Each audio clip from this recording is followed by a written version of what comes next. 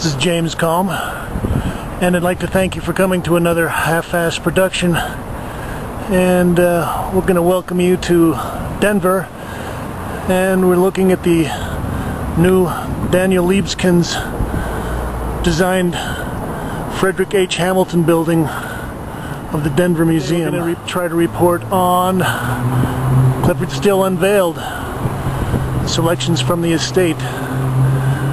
This is like a little preview of the opening of the new Clyfford Still Museum, which is scheduled to open in 2010. Let's see if we can get a peek at the Clyfford Still exhibition.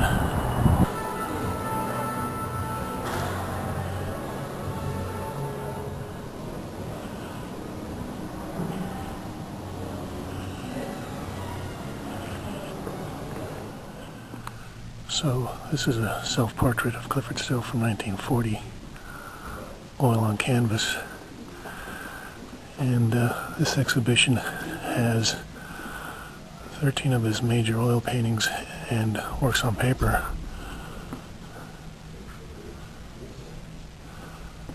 This is a pretty surprising piece. You wouldn't think that he would have been working with this level of realism, but this was 1940.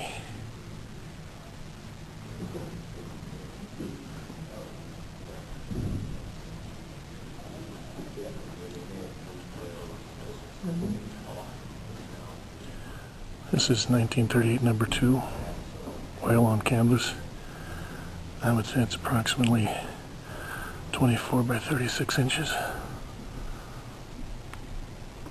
And you can kind of see the beginning of his flame-like forms starting here, and also the thick facture.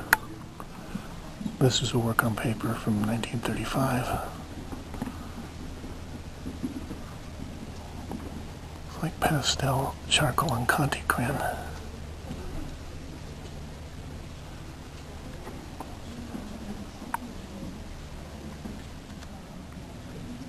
This is from 1936, titled PH 77.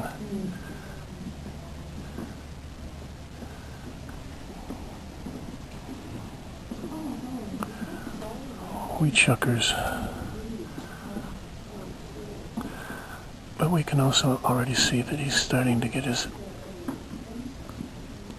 built-up paint facture from the palette knife work.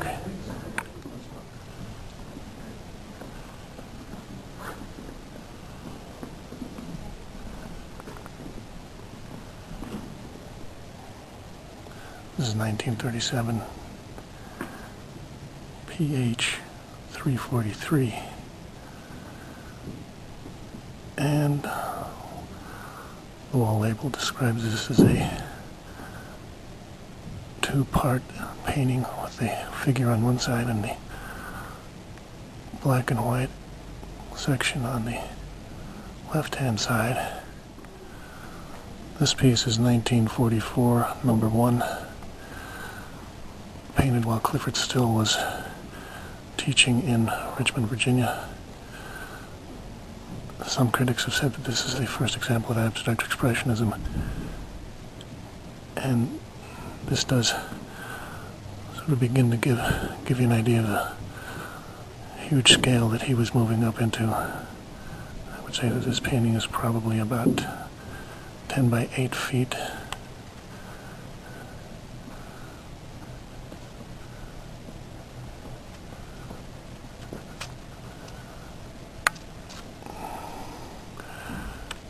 And it's mostly totally covered with paint, which is a little different than a lot of his works, which has a lot of open canvas.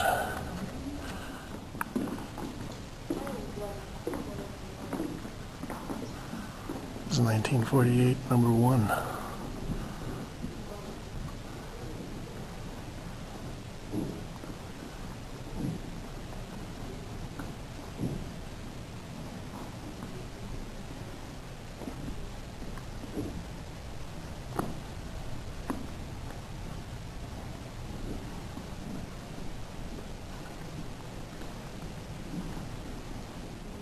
This is 1948, pH 308.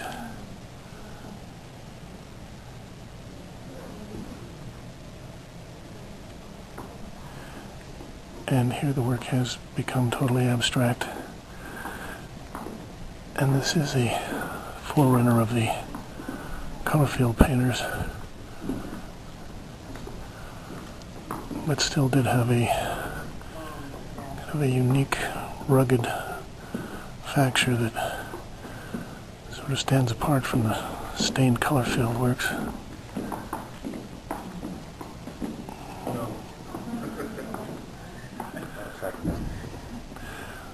This is 1957, number 2, which is a wonderful example of his mature style.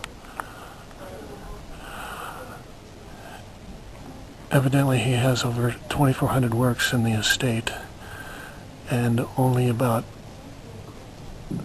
10% of them have been seen by the public. The new Clyfford Still Museum, which will be opening in 2010, will be housing his works of his estate. This really is a wonderful example of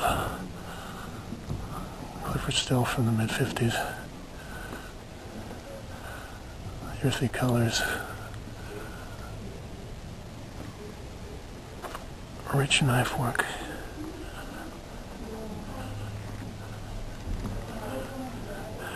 And this does give you an idea of the kind of scale that became synonymous with Abstract Expressionism. I would say this painting is at least 10 by 15 feet.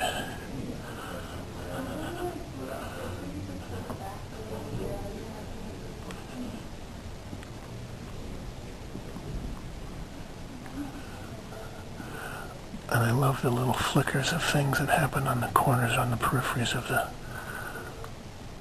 shapes, the canvas.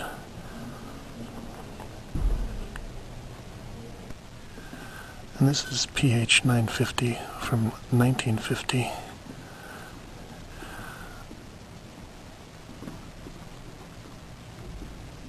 And you can see that a painting like this would have a lot of influence on people like Mark Rothko and Barnett Newman.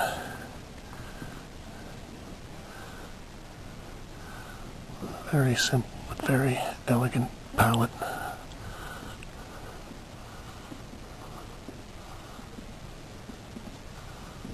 Wonderfully expressive forms. And there is an allusion to landscape.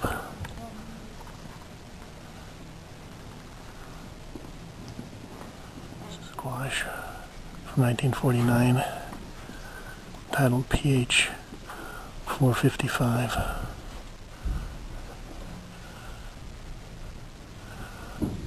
This really does capture more of the sense of his oil paintings. This is PH 118, 1947. And here's a wonderful example of Still's use of bare canvas. In that way he was a forerunner of the stained color field painters and the support surface painters in France.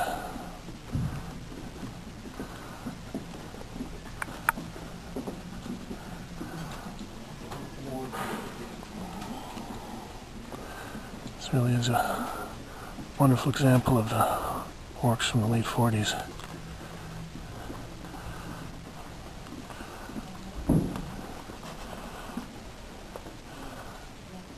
And I'm sure everyone is going to be looking forward very enthusiastically to the opening of the Clyfford Still Museum here in Denver, 2010. This is James Kalm reporting from the new Frederic H. Hamilton building, the Denver Museum of Art, on Clyfford Still Revealed. Thanks, Kate.